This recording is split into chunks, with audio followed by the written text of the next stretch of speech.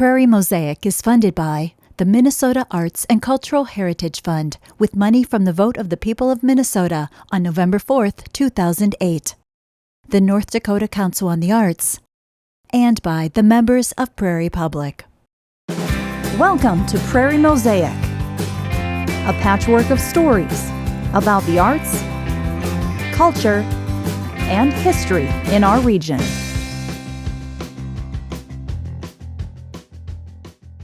Hi, I'm Troy Davis. And I'm Barb Gravel. This week's Prairie Mosaic episode is incredibly inspiring. Chef Candace Stock invited our production team to go foraging. She gathered edible plants from the wild, following traditional practices that she learned from her grandmother. Yes, Barb. Then she incorporated the native-grown ingredients into a stunning dish rooted in cultural history. The Indigenous corn pudding she prepares is a mix of nourishing the body and the spirit.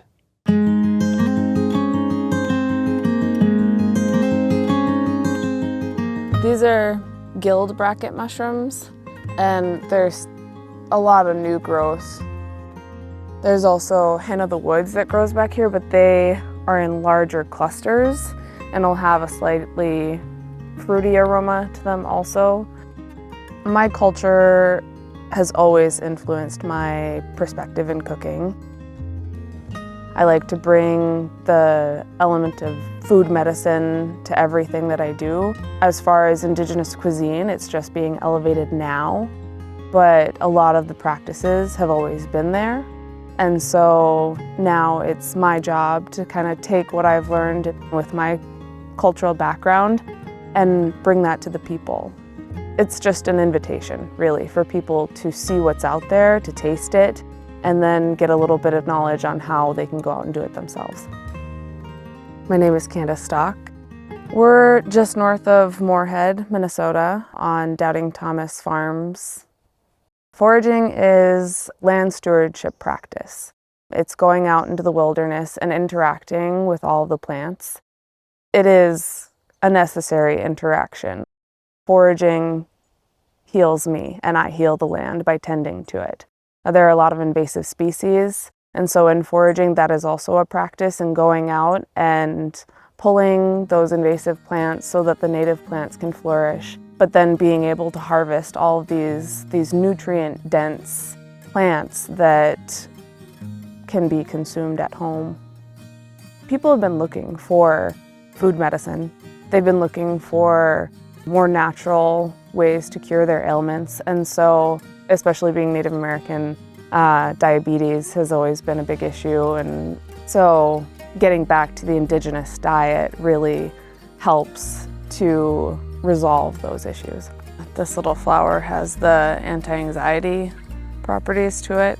I'll make beverages similar or with these kind of properties. Staghorn sumac is also a really good one. Kind of gets the blood flowing, makes people feel a little bit more relaxed. I grew up on a farm near White Earth, Minnesota, and harvesting throughout the year was always a big part of my childhood. So my grandmother on my mom's side is full-blood Native, and so she taught me about the medicine and how that would be applied and how to harvest it honorably in the Native way.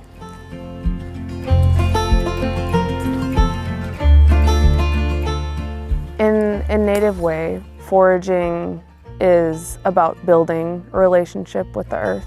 Our involvement has always been that we are designed to tend the earth. And I think that in society, we've been working backwards.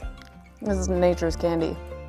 This knowledge is supposed to be multi-generational. We're supposed to be talking about it. We're supposed to be practicing it. And so the more people that are interested, the better. Getting the youth involved right away, incredibly important, because these are our memories that last. So at Doubting Thomas Farms, we bring groups out to the farm. I'll forage with them, do a small cooking demonstration afterwards, or just show them how to process some of the ingredients that we forage.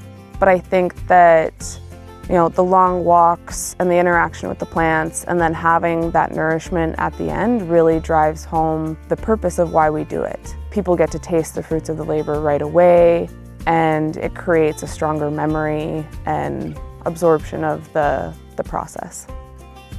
In the harvesting practice, I pick with intention. I think it's very important to be prepared. You have to bring proper bags, baskets, and you want to line them and respect the plant so that it keeps its integrity. Learning foraging, if you don't have a guide, there are a lot of plant identifier apps now, and I think it's best to just go out and catalog as much as you can. Once you find things that are edible, you can take them home and process them if you feel comfortable. If you don't, it's best to have a friend, I guess, that you can bounce some of these things off of. But I think that the foraging community in the Moorhead and Fargo area are really expanding.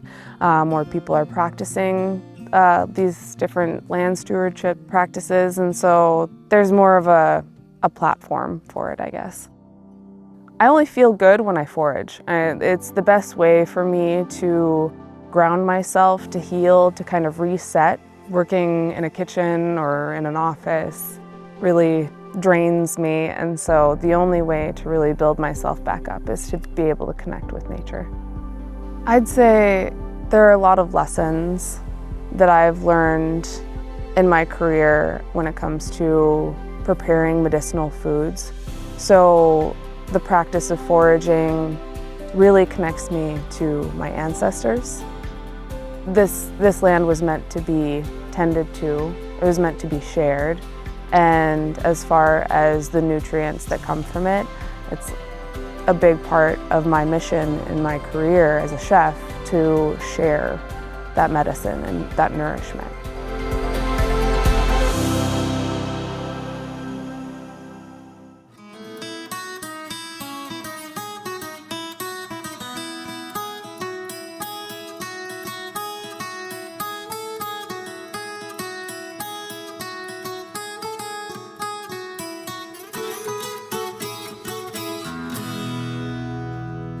Hi, my name is Candace Stock. Today I will be making an indigenous porridge topped with rolled oats and fruits, berries, nuts, and roasted squash.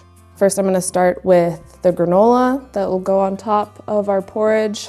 Here I have our rolled oats, and it's just a little over a cup and a quarter. Going to top that with maple syrup that was harvested in Natiwash, Minnesota. I'm going to toss in some of these curly dock seeds that we foraged just north of Moorhead. And then I'm going to mix in some of this coconut oil. You want to get everything incorporated well. The maple syrup will help rehydrate the oats, but the coconut oil helps develop those clusters of granola.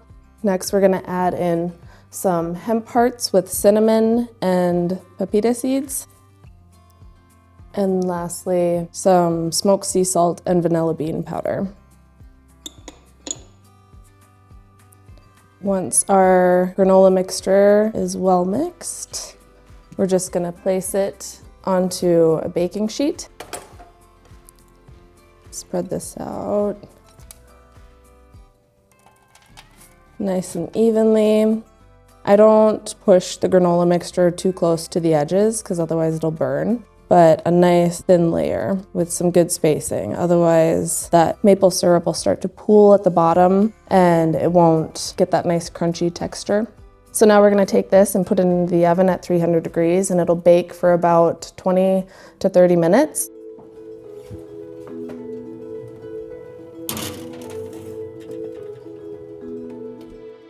Next, we're going to prepare our squash and our roasted aronia berries. We're just going to cut the tips off of the squash and peel.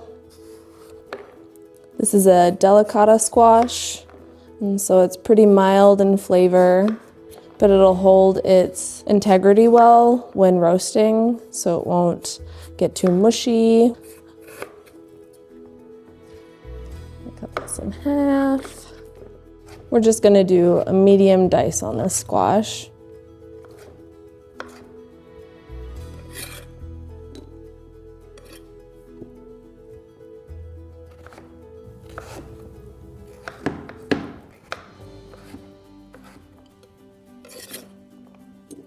Then we're gonna add these aronia berries. Next, we're just gonna melt a little bit of butter to add into our squash and aronia berry mixture. And do 2.5 tablespoons of butter. We're also gonna add just a touch of salt. This whole meal is set up so that you have a successful day, so that you have energy and good fats for your brain. There's a lot of antioxidants in this as well. You're gonna find a good amount of fiber. Our butter is melted, and we're just gonna pour that over our berries and squash. Give that a mix. The butter is well coated over the berries and squash. Next, we're going to place it on our baking sheet, just lined with parchment paper. And then we're gonna bring this over to the oven to roast at 350 degrees.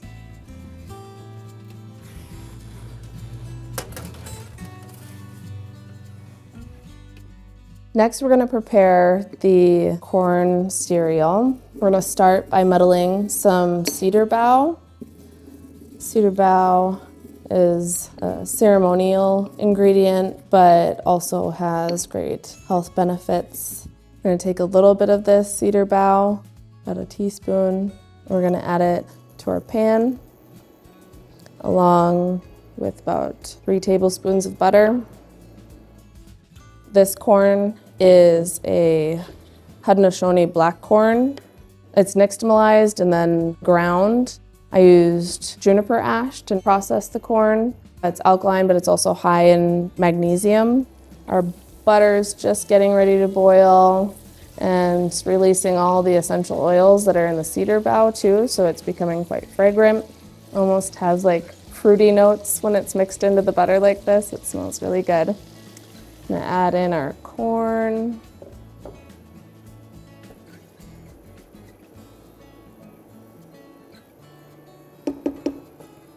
I'm gonna add in the water. So what I have here is about 1.25 cups of black cornmeal and then 4.5 cups of water.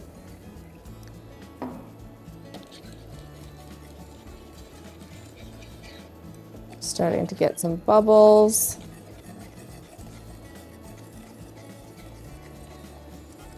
It's just beginning to thicken. Now I'm just gonna cover this up and let it cook on low heat, and I'm gonna take this time to check our granola. Oh yeah, it's starting to brown on the edges. Stir it a bit. So I'm gonna take a look at the squash.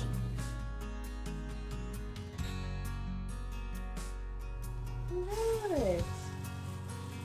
That looks pretty good. Our squash and aronia berry mixture has come out of the oven and our granola is nice and crunchy.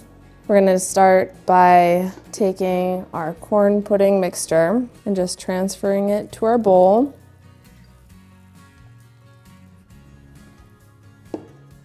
Just smooth that out and just kind of create a channel for all of our toppings.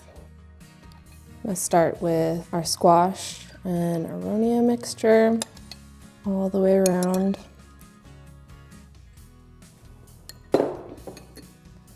Then we've got our granola.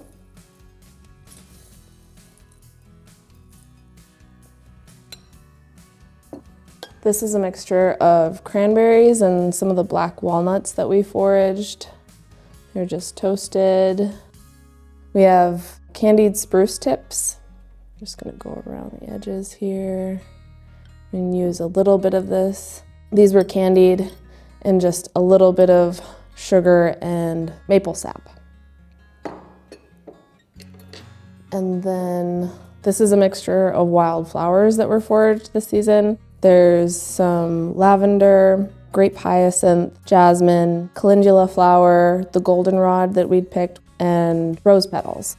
It's like a medicinal confetti.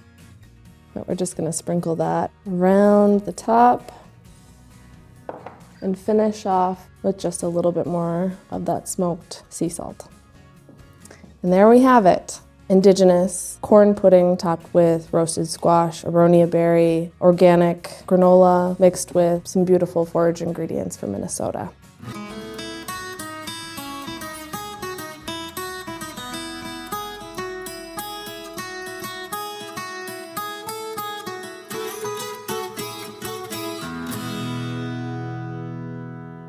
With each stroke of her paintbrush, Jennie Ward evokes a mix of high energy and calming serenity. She captures the natural beauty of Lake Park and shares her abstract work in local galleries for everyone to enjoy.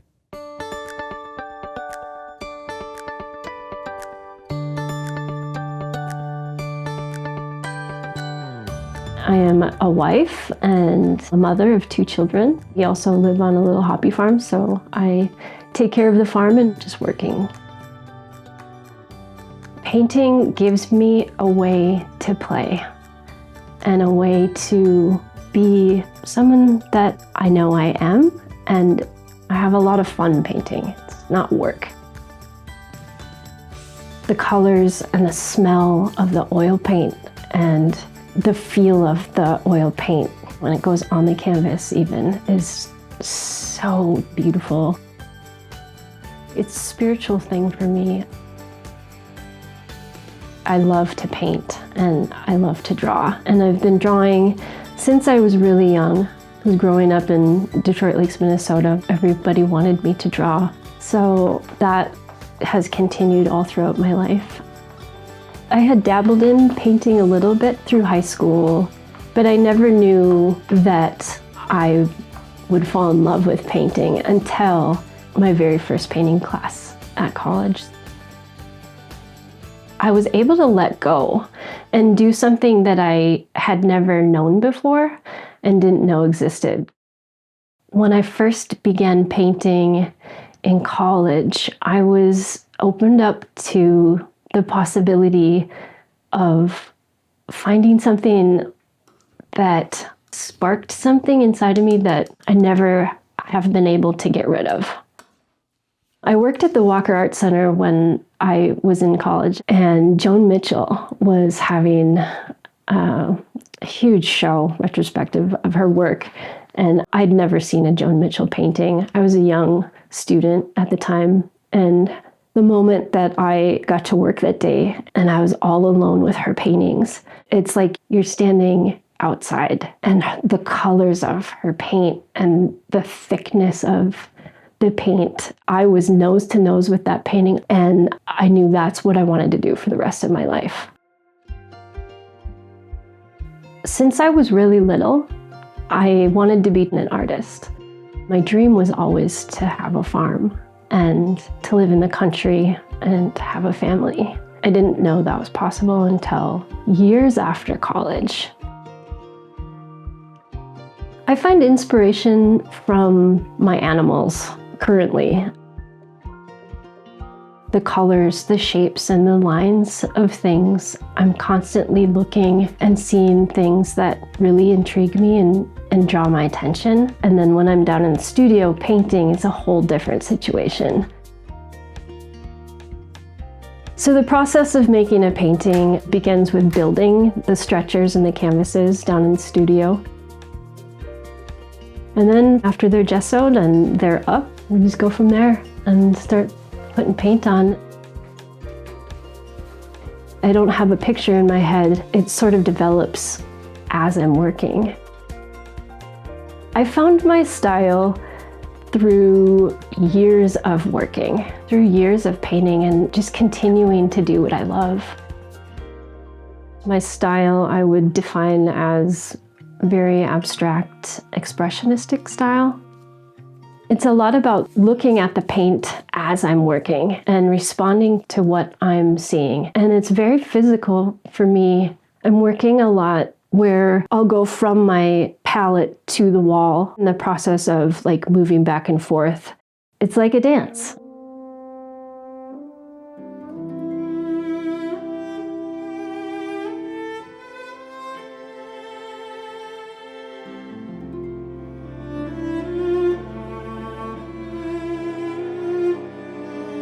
There's no screwing up. There are no rules down in the studio. There's no rules when I have a piece of charcoal in my hand or when I'm mixing paint. I think every time I finish a painting, I stand back and go, wow, I didn't know that was in me. Finishing a painting and letting it go, it's a vulnerable thing to let a piece of yourself out there.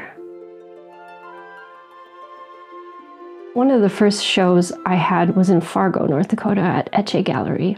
That kind of opened a door for me to just explore, hey, I can paint while I'm a mother and a wife. It was a challenge, but that was an opportunity for me to just learn that I could do a little more than I thought I could. The tradition of so many wonderful painters painting with oil, it's natural, and I love the smell, I love the texture, and just being a part of something that's so much bigger than me and adding to that story. I think painting and drawing has always just been a part of what I do and how I see the world and how I respond to the world, how I process my feelings. Living in Minnesota, I'm really drawn to the land, especially the farming landscape and the wide open fields, as opposed to the cityscapes of buildings. There's something about the land here that is special, and you can feel God in the sky and in the fields.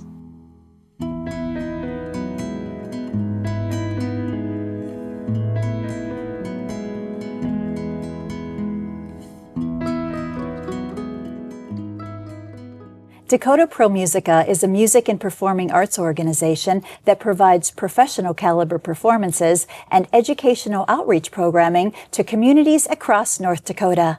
Now let's listen to a selection from their performance on Prairie Musicians. Hello, my name is Dr. Jason Thomes, and I am the founder and artistic director of Dakota Pro Musica. God's Son Has Made Me Free by Edvard Grieg is one of the favorite pieces of folks in the upper Midwest. It's a Norwegian piece that sings about the gift of God giving his Son to us to free us so that we may live. And so you'll hear the excitement and the joy of this folk song-like melody and the boisterous, fun, energized singing. God's Son has made me free. God's Son has made me free from Satan's tyranny, from fear of death and bonds of sin, from all that plagues my soul within. The Holy One divine became a friend of mine. From heaven high, from starry sky, he came to live, to die. Oh, boundless love, he came, he died, he rose forever glorified. He came to give, to die that I might live. From heaven high, from starry sky, he came to die that I might live with him eternally.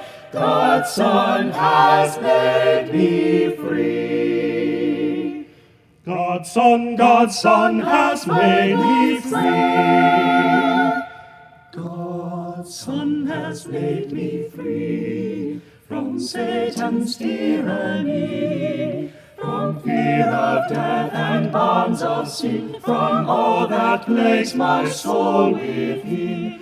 The Holy One divine became a friend of mine. From heaven high, from starry sky, he came to live, to die. Oh, boundless love, he came, he died, he rose forever glorified. He came to give, to die that I might live, From heaven high, from starry sky, he came to die that I might live with him eternally.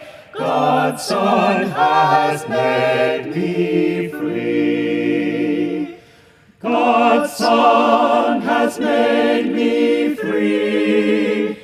God's Son has made me free. Yes, free. Yes, free. Free, free, free. God's Son has made me free. If you know of an artist, a topic, or an organization in our region that you think might make for an interesting segment, please contact us at prairiemosaic@prairiepublic.org. You can stream this and other episodes of Prairie Mosaic online, and be sure to follow Prairie Public on social media for more updates and content. I'm Barb Gravel. And I'm Troy Davis. Thank you for joining us for another edition of Prairie Mosaic.